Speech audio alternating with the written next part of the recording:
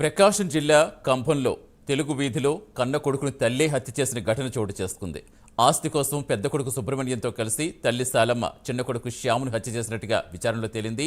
అనంతరం మృతుడి శ్యామ్ శరీర భాగాలు ముక్కలుగా చేసి గోనె సంచుల్లో కుక్కి పంటకాలలో పడేసినట్టుగా గుర్తించారు. మేదర బజార్ సమీపంలో పంటకాల వద్ద శ్యామ్ శరీర భాగాలు గుర్తించిన పోలీసులు పోస్ట్ మార్టం కోసం ప్రభుత్వ ఆసుపత్రికి తరలించారు. ఇందుకు సహకరించిన ఆటో డ్రైవర్తో పాటుగా తల్లి సాలమ్మ పెద్ద కొడుకు సుబ్రహ్మణ్యాన్ని అదుపులోకి తీసుకుని విచారణ చేస్తున్నారు పోలీసులు. పూర్తి సమాచారం ఇచ్చేందుకు మా కరెస్పాండెంట్ శ్రీనివాస్ జాయిన్. శ్రీనివాస్, అసలు ఎలా చూడాలి, ఏంటి అసలు ఒక తల్లే కొడుకుని హత్య చేయడం ఏంటి, అది ముక్కలు ముక్కలుగా కోస్తే ఇంత కిరాతకంగా అంటే అసలు ఏ విధంగా చూడాలి, అసలు ఏం చెప్తున్నారు స్థానికులు, ఏం చెప్తున్నారు పోలీసులు, ఏం చెప్తున్నారు? ఆస్తులు అంతస్తుల విషయాల్లో మానవత్వం మంట కలిసిన విధంగా బంధుత్వానికి కూడా విలువ ఇయ్యని పరిస్థితుల్లో ప్రస్తుతం రోజులు కొనసాగుతున్నాయి.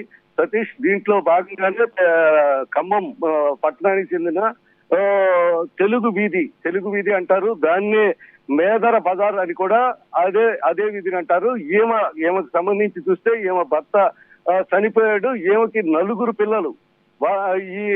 ఈమెకి నలుగురు పిల్లల్లో ఇతను ఇప్పుడు చనిపోయిన అతను మూడో అతను.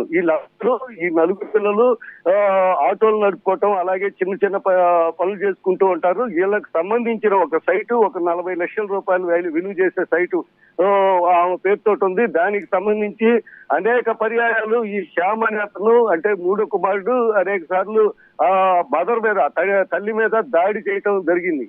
దీనికి సంబంధించి ఆమె పెద్ద కుమారుడికి సంబంధించిన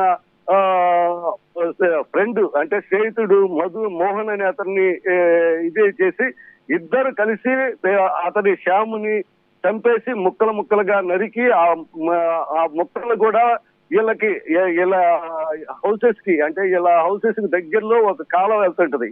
ఆ కాలంలో ముక్కలుగా నరికి వాటిని 3 గోతాల్లో కుక్కి అక్కడ వేయటం జరిగింది. దాన్ని తన రెండో కుమారుడు సుబ్రహ్మణ్యం అది గమనించి అది పోలీసు వారికి ఫిర్యాదు చేయడంతో తల్లి సాలమ్మ, అలాగే హత్యకి సహకరించడం కానీ, అలాగే ఆ ముక్కలుగా జరిగింది. ఆ నరకటానికి సహకరించిన మోహన్ ఇద్దరిని అదుపులోకి తీసుకొని దర్యాప్తు చేస్తున్నారు. Satish, right, thank you Srinivas.